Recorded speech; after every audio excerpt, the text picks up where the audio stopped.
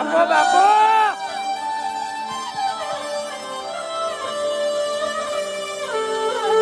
કોને કહેવાય છે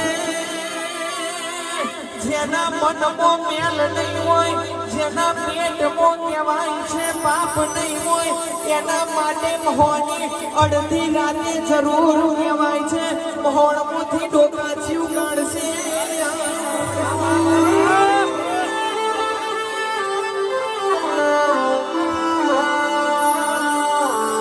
અને જેના ઓગણે મહોની જેવી માતા હોય એને મહોણમાં સાધવા શીખવાની જરૂર નથી.